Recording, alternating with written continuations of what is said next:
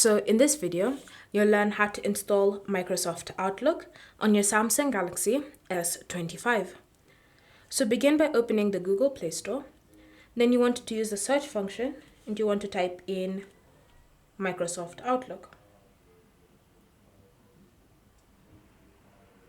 And then search.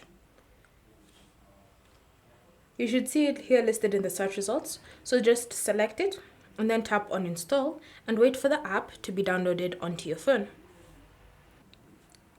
Once the app has been installed on your phone, you can tap on open to launch it, or you can go back to the home screen or the apps drawer and launch the app from there. From here, you can choose to either add your account or you can choose to create a new account. It's completely up to you. But once you've done that, you can now start using Microsoft Outlook on your Galaxy S25. Thank you for watching.